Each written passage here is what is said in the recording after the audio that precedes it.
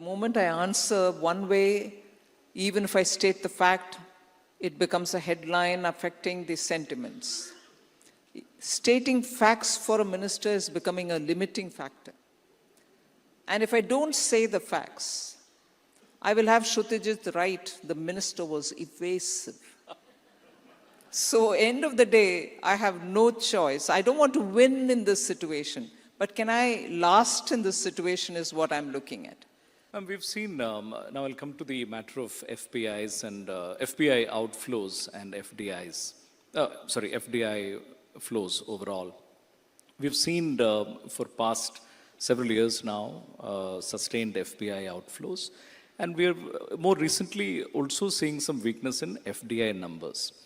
Now, is this part of cyclical global trend, or are there domestic factors we need to address to improve the situation? I have a difficulty. The moment I answer one way, even if I state the fact, it becomes a headline affecting the sentiments. Stating facts for a minister is becoming a limiting factor. And if I don't say the facts, I will have Shrutijit write, the minister was evasive. So end of the day, I have no choice. I don't want to win in this situation, but can I last in this situation is what I'm looking at. But I'm sure all of us observe economies.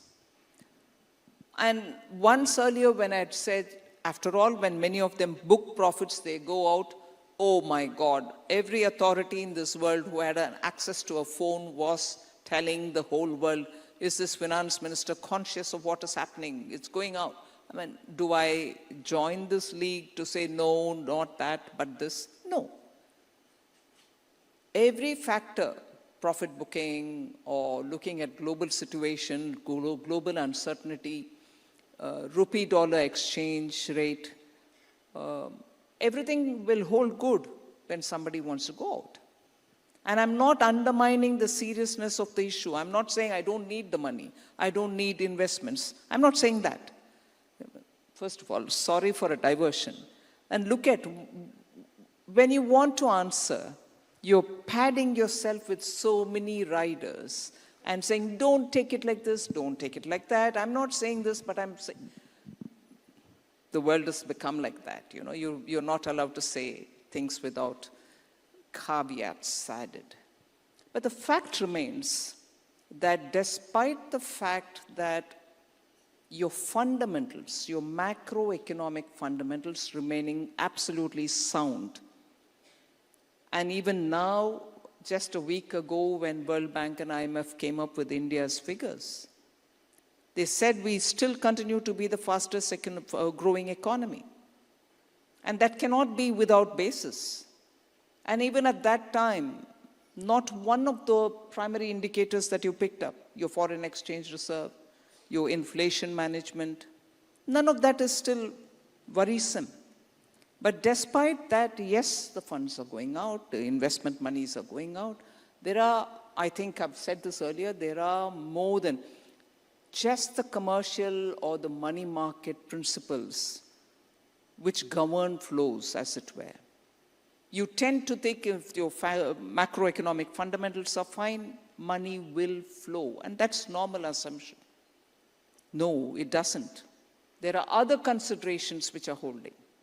And we can always flag ourselves or flog ourselves and say, more reforms are required.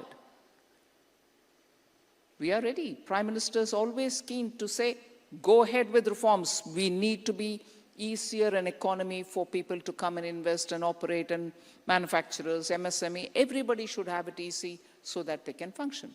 We are not against reforms. But is it just that? Or are they strategic consideration for big funders, big private equity operators, or big, fund managers to consider India? Let's have an open, big conversation. This country needs open, free conversation. It can't be always, oh, you have to do this, you have to do that. Yes, we are ready to do all that. And under this Prime Minister, there's never a shut door when it comes to reforms. But please, all the domain experts, look at what is happening. Tell us, is it our fundamentals which is worrying? Is it our inflation, which has been kept completely under the control for the last 1.5 years? Yes, the exchange rate will be a consideration, serious consideration.